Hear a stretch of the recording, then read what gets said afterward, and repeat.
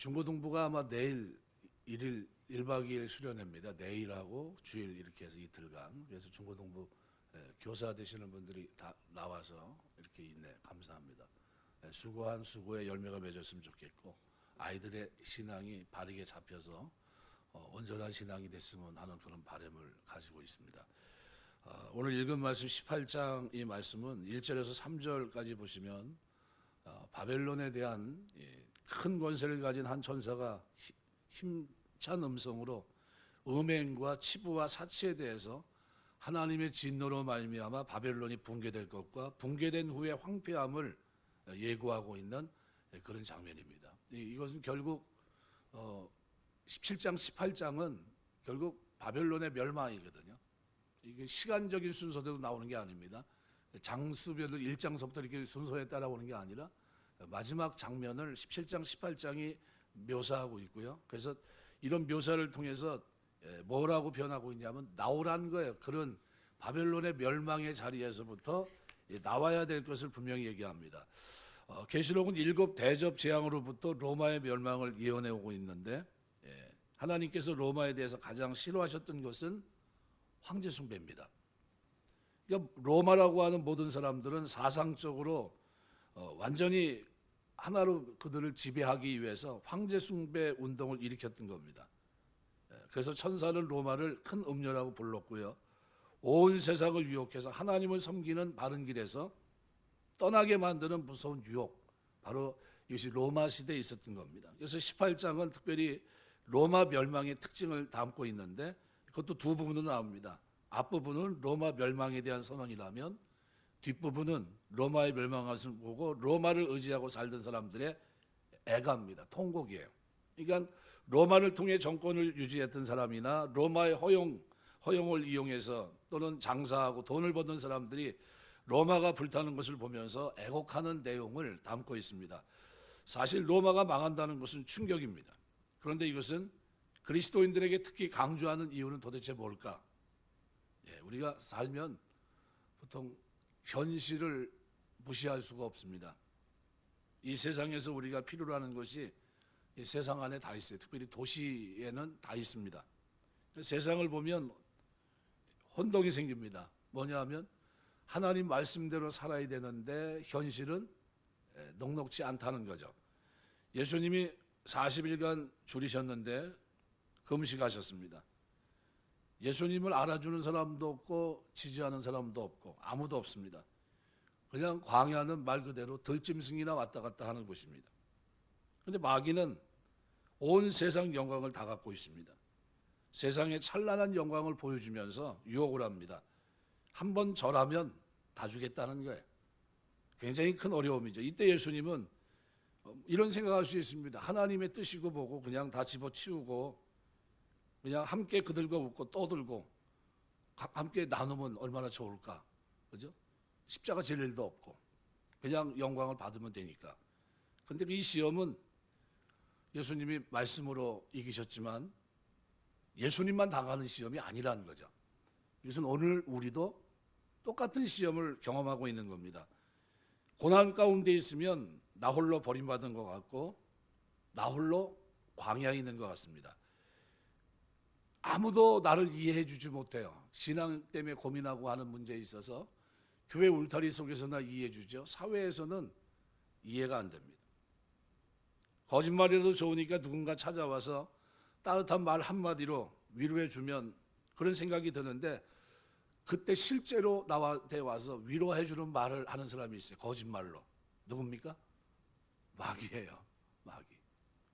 그러니까 내 말만 들으면 다시 세상 영광 중에 돌아갈 수 있다고 속삭입니다. 그거 말고 빠르게 가는 길이 있다는 거예요. 그거 하나님 주는 거 말고 세상에서 여기서 잘 되는 길이 있다는 겁니다. 그래서 이런 혼동을 겪는 믿음의 형제들에게 더 확실하게 그들의 믿음이 세워지기 위해서 필요한 것은 뭘까요? 하나님 말씀이에요. 말씀으로 세워져야 됩니다. 그래서 세상의 영광은 헛된 것이고 없어질 영광이기 때문에 거기로 들어가면 안 된다는 거예요. 그래서 아브라함도 도시국가에서 뽑아내셨어요. 그죠?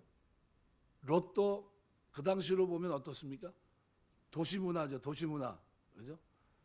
그 도시 문화에서 어떻게 간신히 구원받았어요. 롯도. 그런 걸 가만히 생각해 보면 굉장히 의미가 있습니다.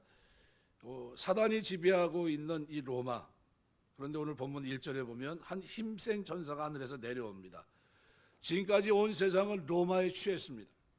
로마가 모든 것이고 로마는 절대적입니다. 온 세상은 거대한 로마라고 하는 영화에 취해 있습니다. 그런데 갑자기 이 영화는 끝나고 환한 빛이 비추면서 사람들이 정신을 차려요. 본문에 보면 그의 영광으로 땅이 환하여지더라. 그러니까 사람들이 로마에 도취한 상태에서 잠을 깨는 때가 언제인지 우리가 알 수가 도무지 알 수가 없습니다. 왜냐하면 우리는 역사가 어떻게 진행될 건지 우리는 예측하지 못하기 때문이에요.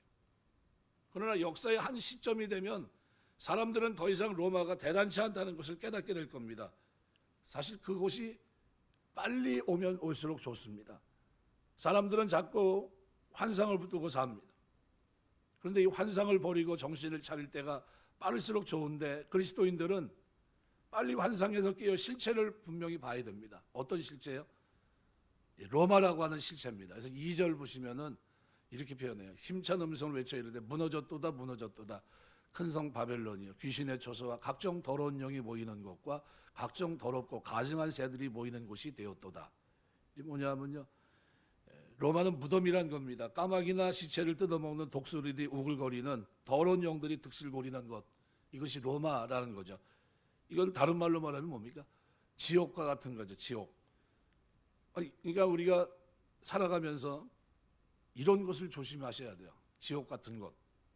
우리가 분별할 수 있어야 됩니다. 사람들이 유달리 하나님을 두려워하지 않고 교만하고 자기를 자랑하고 나타내는 것은 사실 뭡니까? 하나님을 떠난 사람들이 있는 곳입니다. 그런 곳은 피해야 됩니다. 세상 중에서도 가장 세속적인 것, 인간의 정상적인 이성이 통하지 않는 것, 이런 것은 뭐예요? 피해야 됩니다. 우리 요즘 영화라든가 뉴에이지 만화, 영화 등이 많이 나타나는데 문제가 뭡니까? 지금까지는 노래나 만화, 영화 이런 걸 만들면은 상식적인 수준에서 만들었어요. 이해가 되고 해피엔딩 끝나고. 그런데 지금은 어떻습니까? 신의 영역을 건듭니다. 신의 영역이 뭡니까? 인간의 생명이죠. 인간의 생명. 인간의 생명을 창조하신 분은 하나님인데 영혼은 한 번 죽으면 끝나는 건데 말도 안 되는 환생을 얘기하고 있고, 그죠? 그러니까 마귀는 저주의 대상입니다. 이 세상을 어떻게 문화라는 영역을 통해서 사람들을 어떻게 해요? 서서히 무너뜨리고 있는 겁니다. 신의 영역까지 넘보고 있는 겁니다. 그래서 인간들이 마귀가 득실거리는 그런 환경은 어떤 것일까? 여러분이 피상적으로 우리가 옆에서 지켜봐도 눈에 확 띄는 곳이 어디입니까? 인간을 사고 파는 행위들, 그죠? 인신매매라든가 성을 상품화하는 일들, 또 인간의 교만을 예찬하는 어떤 사교 집단, 돈벌이를 위해서 수단 방법을 가리지 않는 것, 상식과 건전한 사고가 통하지 않는 것, 이것이 다 뭡니까? 마귀들의 집합소라고 얘기할 수 있습니다. 3절에 보면 이렇게 표현해요. 그 음행의 진노의 포도주로 말미암아 만국이 무너졌으며 또 땅의 왕들이 그와 더불어 음행하였으며 땅의 상인들도 그 사치의 세력으로 치부하였도다 하더라, 이렇게 얘기합니다. 음행의 진노의 포도주, 정신을 잃고 음행에 빠지게 된다는 거죠. 그 문화, 정신에. 그러니까 진노라는 말이 붙은 것은 그것을 마시지 않으면 진노한다는 겁니다. 보복한다는 걸 얘기하죠. 그러니까 계급을 박탈하거나 재산을 몰수하는 식으로 복수하는 겁니다. 그러니까 온 세상의 귀족들이 서둘러서 음행의 포도주를 마십니다. 온 세상의 황제 숭배를 하고 로마의 사고방식을 서둘러서 따라간 겁니다. 오늘날 그리스도인들이 세상의 정체를 바로 파악할 필요가 있습니다. 세상의 실상을 봐야 돼요. 세상은 내 능력을 마음껏 발휘할 수 있는 장이 아닙니다. 세상은 전체가 환상과 같습니다. 사회가 가지는 매력은 환상입니다. 높은 쥐, 마음대로 돈을, 그 사람을 쓰는 권세, 좋은 집, 수많은 하인들, 어떻게 보면 다 환상이에요. 근데 그리스도인들은 이런 것을 누리고 다스리고 하기 위해서 이 땅에 있는 게 아닙니다. 사실은 이 세상을 변화시키기 위해서 있는 겁니다. 그래서 우리가 세상에 관심을 가지는 것은 이 세상에서 무엇인가 얻기 위해서가 아니라 이 세상을 바꾸기 위해서입니다. 그래서 이 세상을 돕고 섬기기 위해서 우리가 이 땅에 존재하는 거예요. 하나님이 구원받은 자로 충만한 기쁨을 가지고 하나님 백성으로 이 땅을 사는 데 있습니다. 그래서 상식이 통하지 않는 곳, 목적을 위해 인간을 수단화시키는 곳, 이것은 뭡니까? 사단이 통제하는 곳입니다. 그런 데서는 우리가 아르바이트나 취업 같은 걸 하면 안 됩니다. 이건 무조건 손해입니다. 왜요? 상식이 아주 중요합니다. 건전한 상식의 등불은 만약 이것이 꺼진다면 그러면 그것은 어디에 마귀가 득실거리는 그런 곳입니다. 이단이 무서운 이유는 상식이 통하지 않기 때문이에요. 상식이. 기본적인 상식이 뭡니까? 가정이 가장 중요하지 않습니까? 그런데 가정의 기본 룰도 초월하지 않습니까? 부모 그도 없잖아요. 형제도 없고. 그렇게 무서운 겁니다. 그러니까 오늘 본문은 왜 이런 얘기를 왜 하고 있을까? 성적으로 타락한 자들에게 멸망이 예고된 이유가 뭘까? 상식이 통하지 않고 대화가 통하지 않기 때문입니다. 오직 원하는 것은 자기 정욕을 채우는 겁니다. 그들 그 마지막 때의 모습을 설명하면서 그러면서 오늘 4절 본문의 핵심은 4절에 있는데 이렇게 표현합니다. 또 내가 들으니 하늘에서부터 다른 음성이 나서 이르되 내 백성아 거기서 나와 그의 죄에 참여하지 말고 그가 받을 재앙들을 받지 말라 이렇게 얘기합니다. 이 음성은 로마의 멸망을 예고하는 음성과는 다른 음성입니다. 목자가 자기 양들을 부르는 소리고 부모가 자기 자식을 부르는 소리와 같습니다.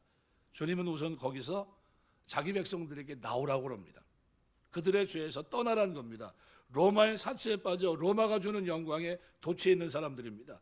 주님은 그들 향해서 빨리 나오라고 말씀합니다. 죄 짓고 있는 자리를 떠나라는 겁니다. 그럼 주님께서 말씀하는 것이 뭡니까? 다른 말로 표현 한마디로 얘기하면 회복된 선한 양심을 가지고 바른 양심을 가지고 살라는 겁니다. 그러니까 빨리 양심을 되찾으라는데 그들은 다 뭡니까? 죄 짓는 중에 있고 그들은 심판의 자리에 있다는 거예요. 근데 그거에 휩쓸리지 말라는 거예요. 거짓되게 살아온 삶을 주님 앞에 내어놓고 이 세상에서 이제는 어떻게 해요? 그 도시에서 나와 주님의 말씀 안으로 옮겨가라는 겁니다. 거기서 나오는 것은 말씀 안에서 어린아이가 되는 것 같습니다. 순종. 그들의 죄에 참여하지 말라는 거예요. 잘못된 모든 것으로부터. 그래서 하나님께서 로마에 대해 진노하는 이유가 5절에 보니까 그들의 죄가 너무 많아 하늘에 닿았다는 거예요. 죄가 사무친다는 것은 억울한 일을 행했는데 그런 일을 당한 자들이 너무 많다는 거예요. 이런 일들이 세상을 덮은 겁니다. 뭐만 남은 겁니까? 심판만. 그래서 결국은 하나님이 그 백성들을 거기서 그 정신을 차리고 돌아왔으면 하는 그런 바람을 여기 오늘 본문을 기록하고 있습니다. 그래서 17장, 18장은요, 우리 그리스도인들에게 뭘 얘기하냐 하면 세상은 결국은 하나님의 첫 번째 세상은 불로 태움받은 멸망을 한다는 겁니다. 거기에 초점을 맞추면 안 된다는 거예요. 어디에 초점 맞춰야 됩니까? 하나님 앞에서의 삶에, 그죠? 구원받은 자의 삶에 초점을 가지고 이 땅을 살아내야 된다는 겁니다. 그래서 성도는 세상의 번영 속에서도 숨겨진 폐허를 볼 수 있어야 됩니다. 이게 다 이렇게 되겠구나 하는 것을 미리 내다보는 겁니다. 왜냐하면 이사야 13장에 보시면 19절에서 22절 보면 이런 말이 나옵니다. 열국의 영광이여 갈대아 사람들의 자랑하는 놀이개가 된 바벨론이 하나님께 멸망당한 소돔과 고모라와 같이 되리니 그곳에 거주할 자가 없겠고 거처할 사람이 대대 없을 것이며 아라비아 사람도 거기에 장막을 치지 아니하며 목자들도 그곳에 그들의 양떼를 쉬게 하지 아니할 것이요 오직 들짐승이 거기에 엎드리고 부르짖는 짐승이 그들의 가옥에 가득하며 타조가 거기서 깃들이며 들양이 거기에서 뛸 것이며 그의 궁성에서 승냥이가 부르짖을 것이며 화려하던 궁전에는 들깨가 올 것이라 그의 때가 가까우며 그의 날이 오래지 아니하리라. 무슨 얘기냐면요, 이건 바벨론이 최전성기였던 이 예언이 있은 후에 약 250년 후에 바벨론이 역사의 무대에 등장합니다. 그리고 전성기를 구가합니다. 근데 이미 250년 전에 이사야는 아무도 예상하지 못한 그때 바벨론의 번영 속에 숨겨진 참혹한 폐허를 말씀했던 겁니다. 이게 무슨 얘기냐면요, 우리 성도는 마지막 끝장면을 봐야 돼요. 어떻게 끝난다는 것을 보셔야 됩니다. 이거를 보지 못하면 그냥 그게 다인 줄 알고 초점을 어디다 맞춰요? 잘못하면 거기다 맞출 수가 있어요. 그러지 말라는 거예요. 거기서 나오라는 겁니다. 그래서 베드로후서 3장 7절 보면 이제 하늘과 땅은 그 동일한 말씀으로 불살하기 위해 보호하신 바 되어 경건하지 아니한 사람들의 심판과 멸망의 날까지 보존하여 두신 것입니다. 한번 하나님께서 어떻게 해요? 불로서 심판한 것, 물로 심판한 것처럼 마지막 때는 불로 심판하겠다. 분명히 말씀하셨습니다. 그러니까 정신을 차려야 되겠죠. 요한일서 2장 17절 세상도 그 정욕도 지나가되 오직 하나님의 뜻을 행하는 자는 영원히 거하느니라. 이거 우리가 이 땅에 살면서요, 뭐를 봐야 됩니까? 하나님의 심판이 있다는 걸 보셔야 됩니다. 이 세상은 멸망한다는 겁니다. 그래서 사단이 지배하는 그곳은요, 말 그대로 쓰레기장과 같은 겁니다. 그래서 요한계시록 16장에 보면 3절, 13절, 14절 이렇게 말합니다. 내가 봄에 개구리 같은 새 더러운 용의 입과 짐승의 입과 거짓 선지자 입에서 나오니 그들은 귀신의 영이다. 이적을 행하며 온 천하 왕들에게 가서 하나님과 전능하신 이에 큰 날이 있을 전쟁을 위해 그들을 모으더라. 이게 사단이 지배하는 것은 말 그대로 아수랑입니다. 이사야 13장 19절에도 보면 열국의 영광이여 갈대아 사람의 자랑하는 놀이가 된 바벨론이 하나님께 멸망당한 소돔과 고모라같이 될 거다.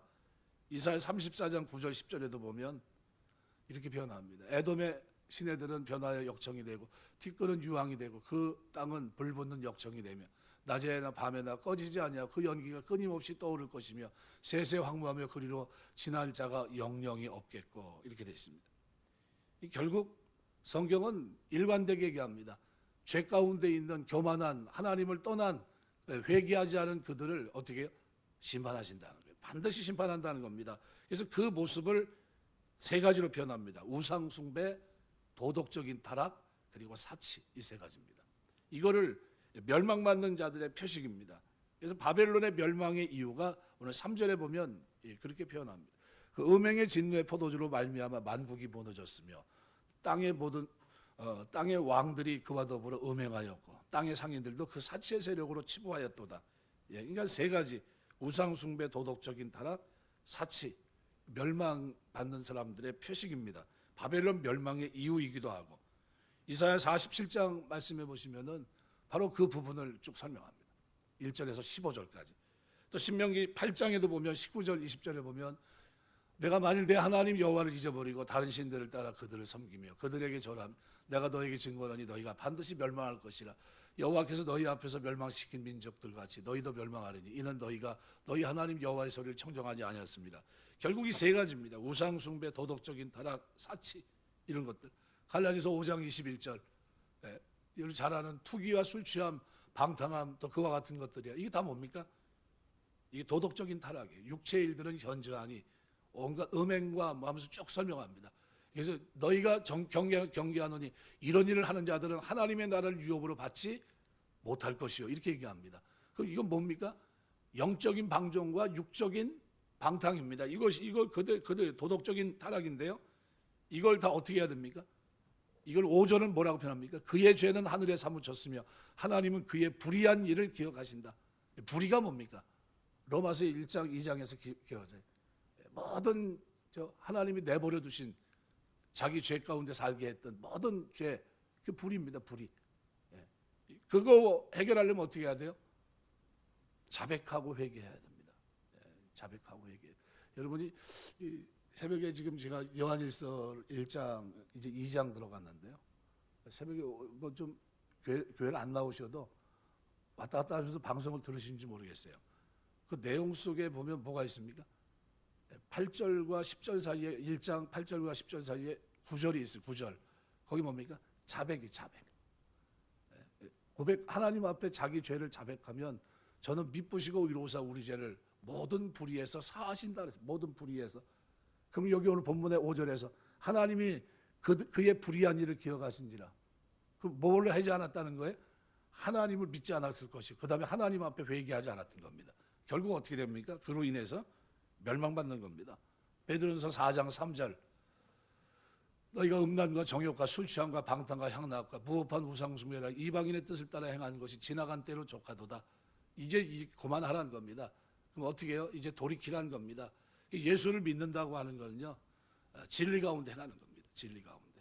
하나님 사랑하고 그리스도 안에서 이 수직적인 사랑이 수평적인 사랑, 횡적인 사랑으로 나타나는 겁니다. 그래서 이런 모습이 필요해요. 그리고 우리가 이 땅을 살면서 마지막 때 이 모습을 이렇게 들여다보면서요, 여러분이 기도하시면서 하나님 이 세상 번영 속에 숨겨진 폐허를 보고 언제가 멸망될 바벨론과 같은 이 도시 속에서 하나님 내 마음을 붙들어 주옵소서.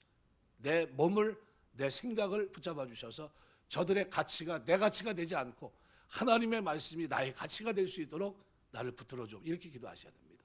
여러분의 삶에 그런 은혜가 있게 되시길 주의 이름으로 축원합니다.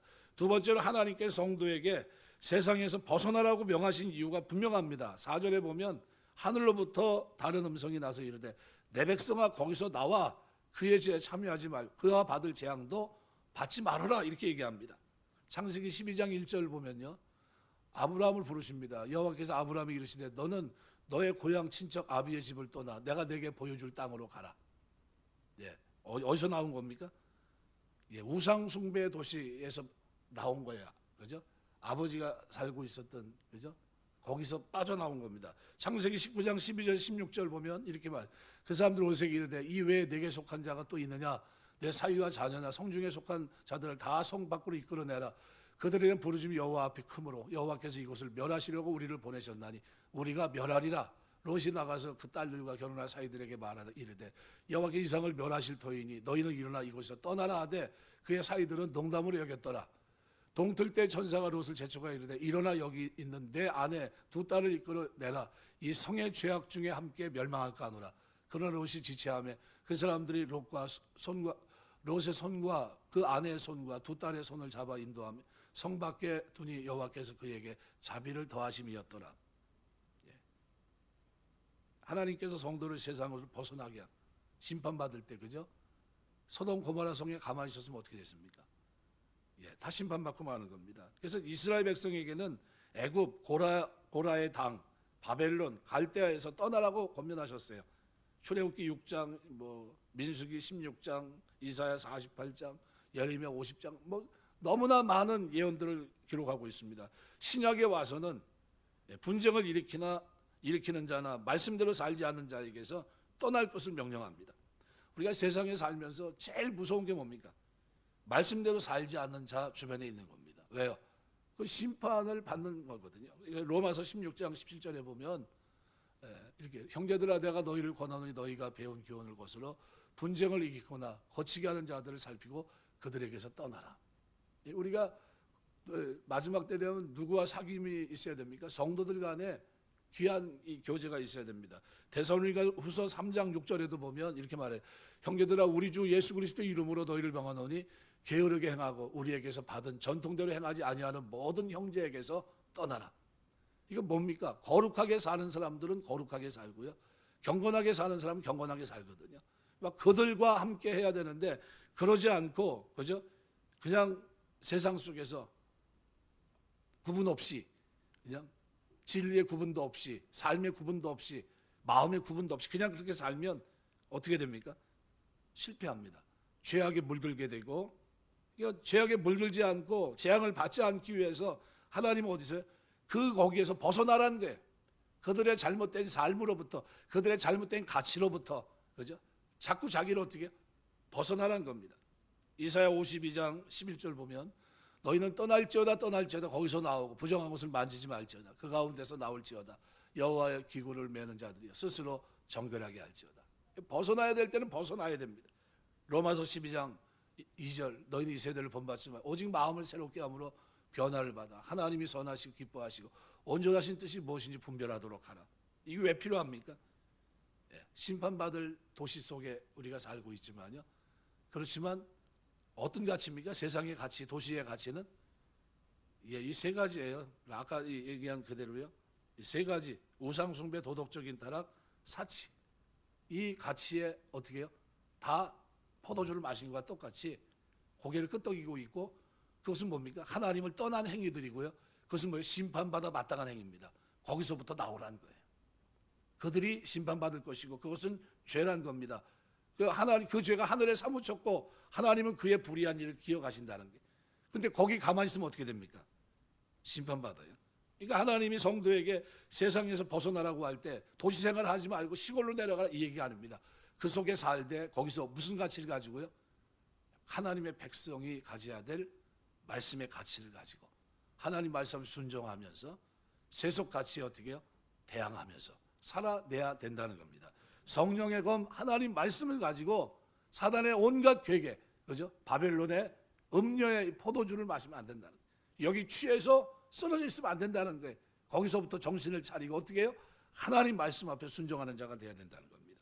그리고 한 말씀이 오늘 본문에서는 보응하시겠다는 겁니다. 6절에서 8절. 그가 준 그대로 그에게 주고 그의 행위대로 갑절을 갚아주고 그의 섞은 잔에도 갑절이나 섞어 그에게 주라. 그가 얼마나 자기를 영화롭게 하였으며 사치하였든지 그만큼 고통과 애통함으로 갚아주라. 그가 마음에 말하기 나는 여왕으로 앉은 자여 과부가 아니라 결단과 애통함을 당하지 아니하라니. 18절에 보면 그러므로 하루 동안에 결국 어떻게 됩니까? 하나님이 심판하십니다. 미아 헤메라라는 말은요, 하루 동안 호련히 일시간에 한순간입니다. 창졸지간에 이런 뜻입니다. 그러니까 성도는 하나님의 시간표를 봐야 돼요. 하나님은 어떻게 해요? 이걸 결정하셨다는 거예요. 이렇게 사는 그들을 심판하기로 결정하셨다는 거예요. 그러면 어떻게 살아야 됩니까? 거룩하게 경건하게 살아야죠. 하나님의 뜻에 맞춰서 살아가는. 그렇습니다. 왜요? 하나님 보응하시기 때문입니다. 갑절로 보응하십니다. 예레미야 50장 말씀에 보면 29절 말씀에 보면 보응하신 하나님 거기 활 쏘는 자를 바벨론에 소집하여 활을 당기는 자여 그 사면으로 진을 쳐서 피하는 자가 없게 하라. 그가 일한 대로 갚고 그가 행한 대로 그에게 갚으라. 그가 이스라엘 거룩한 자 여호와를 향하여 교만하였습니다. 갚겠다는 겁니다. 예레미야 51장 24절.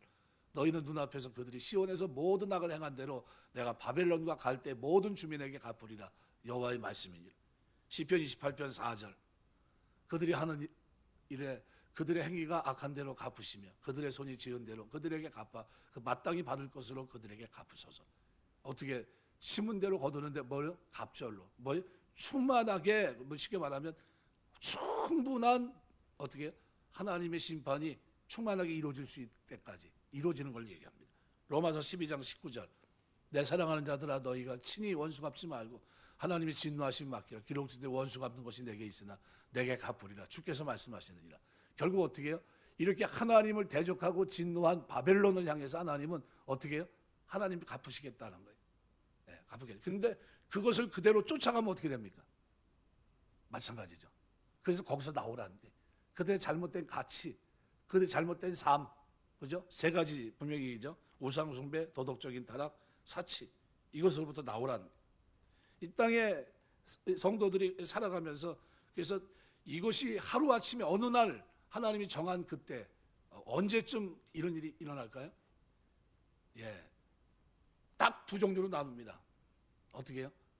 완전히 취해서 살아가는 무리, 그리고 그 속에서 구별된 무리, 부름받아 하나님의 부름을 받아 에클레시아 교회로 그리스도의 몸을 이루고 거룩하고 경건하게 살아가는 무리.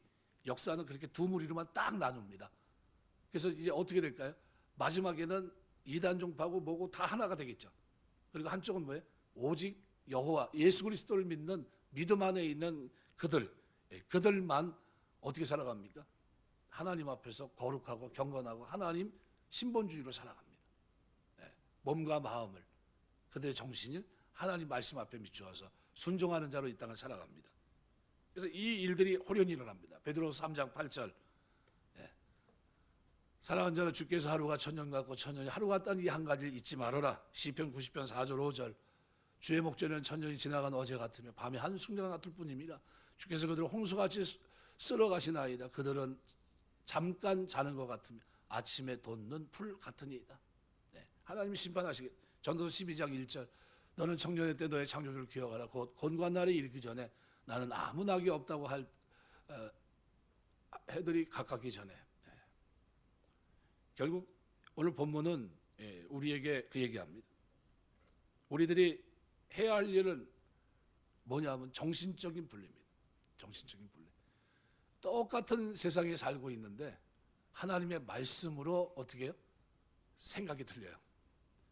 생각만 틀린 게 아니라 살아가는 게 틀려요. 예. 그들은 어때요? 하나님 심판받을 자들은 다 어떻습니까? 예. 우상 숭배와 도덕적인 타락과 사치 속에 살고 있는데, 그런데 반대로 여기 정신적으로 틀린 이 사람들은 어떻게 살합니까? 사는 목적이 분명히 다릅니다. 이 땅에 썩지 않게 방부제로 살고 있는 거예요. 맛을 내는 그리스도인으로, 소금으로 살고 있는 겁니다. 빛으로, 어둠을 밝히는 빛으로. 그러니까 두 무리가 있는 거예요. 하나는 완전한 지륵 같은 어둠, 그죠? 어떤 어둠입니까? 우상 숭배와 도덕적인 타락과 사치, 방탕, 그 속에 살아가고요. 한 무리는 뭡니까? 더 이상 썩지 않도록 방부제 역할을 하면서, 빛의 역할을 하면서 사랑하며 소금으로 썩지 않게 하면서 이 세상을 살아가는 사람들, 이 두 무리만 있습니다. 마지막에 우리는 그래서 뭐가 제일 중요합니까? 예, 이 생각이 중요합니다. 하나님 말씀에 근거한 생각, 그죠? 몸과 마음 그리고 삶, 이것이 하나님 말씀에 기초한 생각이 바뀌게 되면요, 그러면 이 땅에 살아가는 삶이 틀려요. 말씀 맺겠습니다. 우리 신앙생활하는 동안 이걸 왜 보여준 겁니까? 성경이 이걸 왜 계시했냐면요, 이렇게 된다는 거예요. 이럴 시대가 온다는 겁니다. 그럼 이런 시대가 온다면 우리는 어느 쪽에 서 있어야 됩니까? 예, 무방비 상태로 세상에 푹 빠져 있는 모습이 돼서는 안 된다는 거예요. 그 속에서 전혀 다른 길을 걷는, 좁은 길을 걷는 사람이 돼야 되고요. 그 속에서 하나님만 경외하는 사람이 돼야 되고요. 그 속에서 어떤 사람입니까?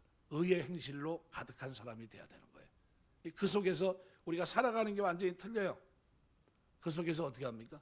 섬기는 자로 살아갑니다. 그 속에서 많은 사람들을 섬기는 사람으로, 사치와 방탕이 아니라 섬기고 사랑하며 사는 그 모습입니다. 그래서 우리 기도하면서 오늘 저녁 하나님 앞에 기도하시면서 그런 기도를 드렸으면 좋겠어요. 하나님, 제가 하나님을 섬기면서 하는 동안에 마지막 때를 살 때 하나님 제 삶을 붙잡아 주시되 내 생각이 한쪽으로 세상 가치에 함몰되지 않도록 하나님의 말씀으로 내 마음판을 세울 수 있도록 도우시고, 그 가치를 가지고 이 땅에서 거룩하고 경건하게 하나님 백성으로 빛과 소금의 사명을 감당하며 이 땅을 살아낼 수 있도록 붙들어 주옵소서. 기도하시고 그와 같은 은혜가 저와 여러분의 삶 속에 늘 충만케 되시길 주의 이름으로 축원합니다. 기도하겠습니다.